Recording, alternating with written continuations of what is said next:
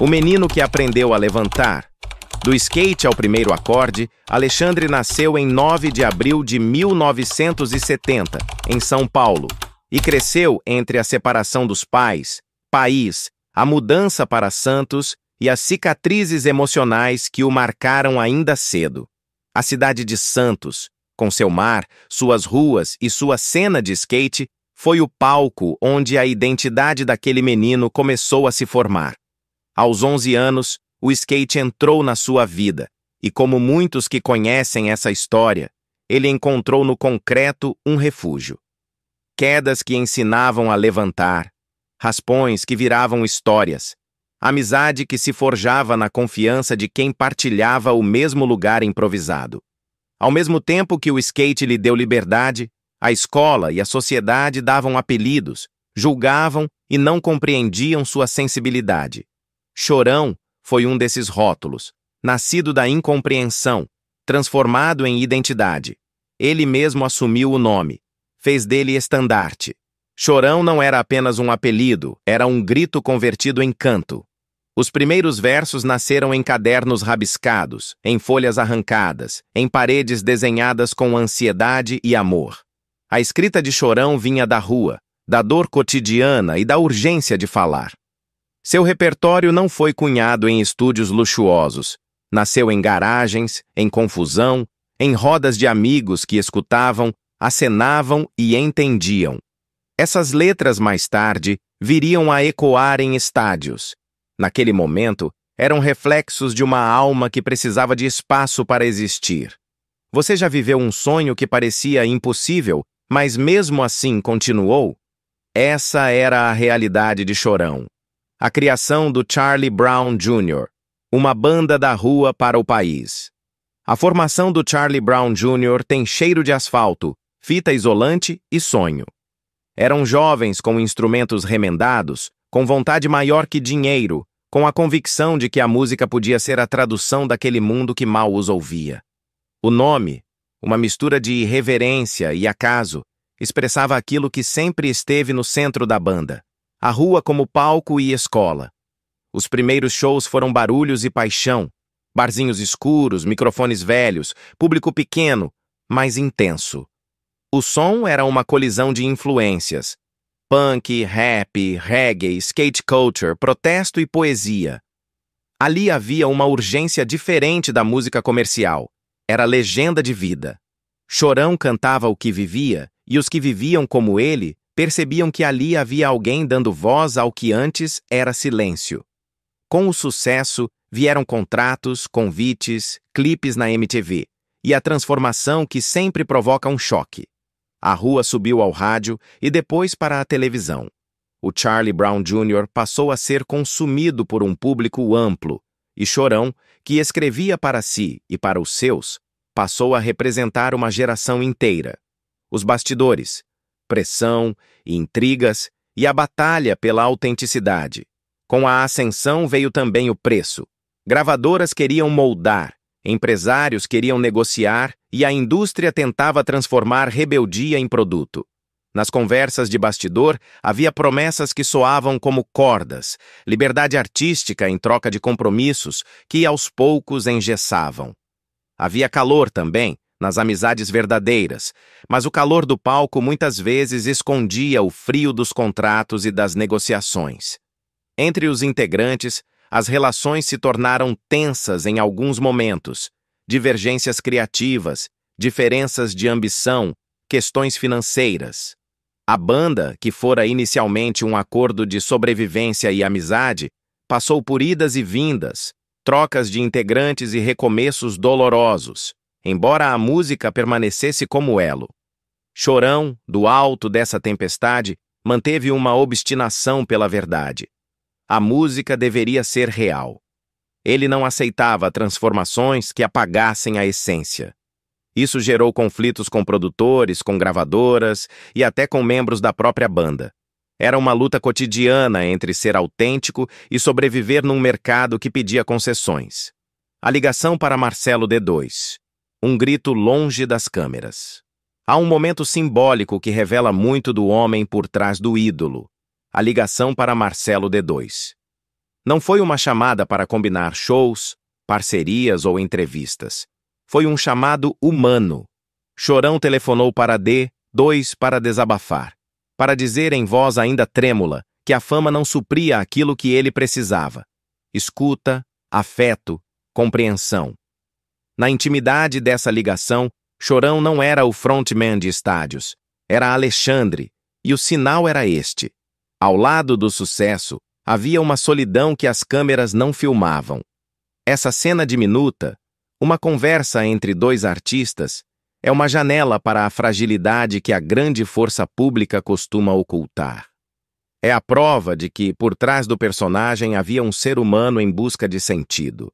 Chorão conviveu e estreitou laços com muitos nomes da cena musical brasileira. A relação com Marcelo D2 é um exemplo. Respeito mútuo, cumplicidade musical e humanidade compartilhada. Outros nomes, como Supla, RZO e diversos artistas do rap, do rock e da cena independente, estiveram no círculo de referência e apoio do cantor. Essas conexões não se limitaram a duetos, foram laços verdadeiros que, em muitos momentos, funcionaram como rede de proteção. Nas turnês, nos camarins, nas viagens intermináveis, havia sempre essa mistura. Solidariedade entre músicos e a dureza de um mercado que, por vezes, engolia personalidades. Chorão procurava estar entre gente simples, skatistas, amigos de origem, porque ali era onde se encontrava, e, ao mesmo tempo, chamava a atenção para a falta de uma rede de apoio profissional para lidar com a fama e o sofrimento mental. Amizades profundas salvaram algumas noites, mas não curaram tudo. A convivência gerou histórias de companheirismo e episódios de conflito, porque o calor do sucesso também queima. A luta contra a dependência, um corpo que pediu socorro. A fama trouxe palco, fãs, dinheiro e também noites longas, excessos e uma batalha com drogas e álcool. Chorão havia confessado em entrevistas suas fragilidades, admitia exageros e repetiu diversas vezes episódios de consumo. Essa trajetória foi marcada por recaídas e tentativas de se manter funcionando num ambiente que exige disponibilidade total. A dependência não é drama simplificado. É um processo que envolve genética, contexto, feridas emocionais e pressão contínua. Chorão tentou, em diferentes momentos, se equilibrar. Em algumas fases, procurou tratamentos. Em outras, recuou. Estava preso num ciclo onde a própria arte, que nutria sua vida, também podia, em excesso, nutrir o que o destruía. Ao redigir esta história sem cortes, é necessário dizer com honestidade: o palco não cura, o amor nem sempre basta e o aplauso não substitui terapia. Esses elementos combinados criaram uma tensão que veio a se revelar fatal. O homem diante do microfone e o homem na vida real Chorão era contraditório de uma forma que muitos artistas são: intenso ao extremo, feroz quando exigido, terno quando tocado no lugar certo. Em público, era quase um manifestante permanente, o porta-voz de uma juventude que o seguia sem questionar. Em privado, era um ser humano que procurava salvação em conversas com amigos, em pequenas viagens, na companhia de quem entendia suas feridas. Ficou claro que o artista não é apenas a soma de shows. Ao escrever suas letras, Chorão despejava experiências, perdas, amores, revoltas. Mas a vida privada continha angústias que ele nem sempre compartilhava com a família. O distanciamento de alguns afetos, discutido em milhares de relatos e entrevistas, alimentou a ideia de que faltou suporte emocional. Não se trata de apontar culpados. A dinâmica humana é complexa e muitas vezes falha. Mas é fato que ele viveu em círculos onde a ajuda profissional e o acolhimento profundo eram raros. A queda de 2013, o fim prematuro.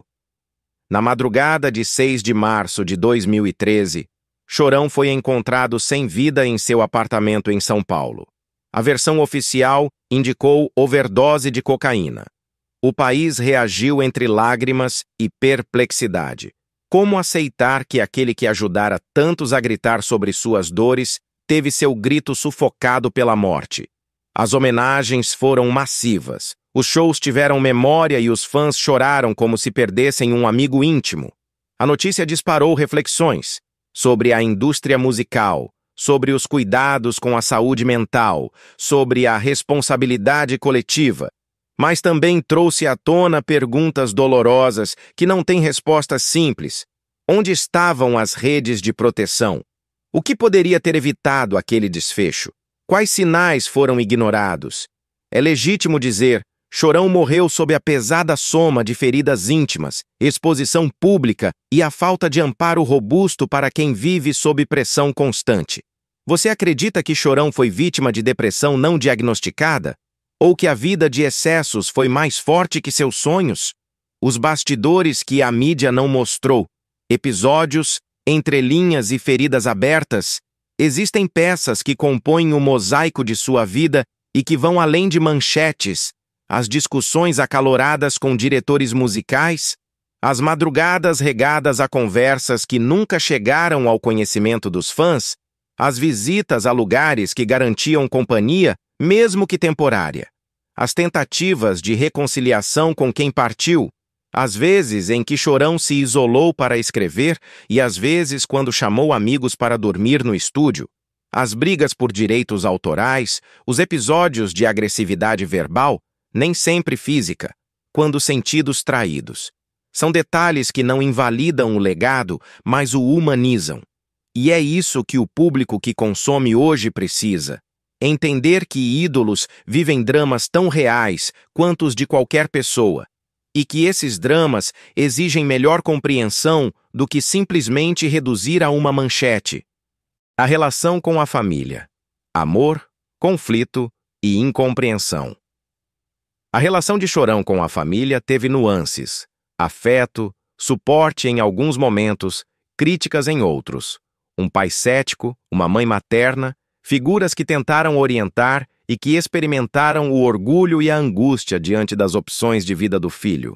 Não se trata de apontar falhas, trata-se de constatar que laços de sangue, por sua própria condição, não evitam rupturas emocionais. O desprezo social e a incompreensão moviam-se ao lado do carinho. Pessoas próximas lembram que Chorão carregou, durante a vida inteira, as marcas do abandono inicial. E que, de formas distintas, essas marcas emergiram nos relacionamentos afetivos.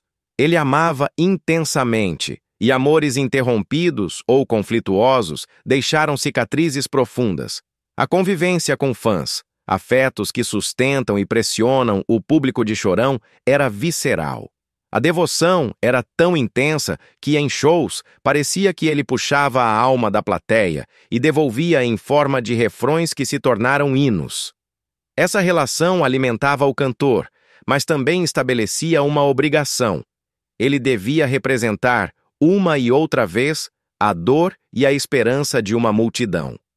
Ser o porta-voz de uma geração carrega uma carga, expectativas irreais, julgamentos públicos, uma demanda por coerência emocional que nenhum ser humano consegue manter ininterruptamente. Chorão tentou, falhou, perdeu o equilíbrio e continuou. Canções que viraram espelhos. Não há como falar de Chorão sem citar as letras que praticamente viraram mantras. Versos que expressavam revolta, esperança, melancolia e resistência. Esses registros são patrimônios culturais, canções que sobreviveram a ele, que ainda hoje são trilha sonora de muitos que, como ele, sentiram-se deslocados em algum momento. A importância do Charlie Brown Jr. transcende estatísticas. É cultural. É a tradução em som do desajuste social, do desconforto juvenil e da urgência de expressar. O legado musical cumpriu seu papel. Dar voz aos que muitas vezes não têm microfone. E você? O que acha que mantém um artista vivo? A memória ou a mensagem? Quando se lembra de Chorão, é preciso evitar duas tentativas perigosas, a de santificá-lo sem reconhecer seus erros e a de demonizá-lo sem apreciar sua contribuição. A narrativa verdadeira exige consideração por tudo: talento, contradições, falhas e amor. Preservar a memória é também entender as razões do fim e aprender com elas. É necessário investir em redes de cuidado para artistas, discutir saúde mental na indústria cultural e promover espaços onde o sucesso não anule a humanidade. A voz que persiste, Alexandre, o Chorão, foi e continua sendo referência por um motivo simples.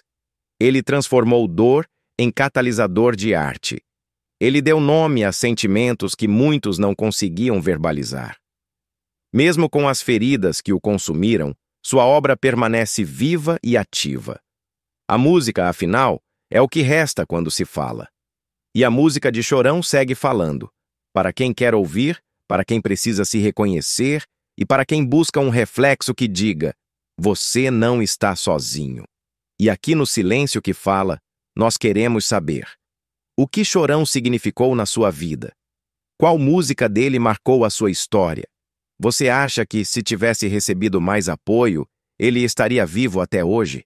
Deixe nos comentários, porque aqui cada voz importa. Você acabou de acompanhar a história completa de Chorão, do menino de Santos ao homem que se tornou lenda. Não é um resumo, é a vida, com camadas, com contradições e com verdades duras. Se a jornada de Chorão te tocou, refletiu algo da sua história ou te deixou inquieto, saiba que esse sentimento é a razão de nossa missão: desenterrar o que o silêncio tentou soterrar. Imagine quantas outras histórias precisas permanecem enterradas. Imagine quantas vozes ainda aguardam escuta.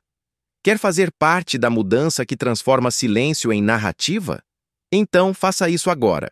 Curta este vídeo, inscreva-se no canal Silêncio que Fala, ative o sino para não perder nenhum lançamento e compartilhe este vídeo com alguém que precisa ouvir a verdade. Comente com suas memórias e experiências. Aqui, sua voz tem lugar, sua palavra tem valor.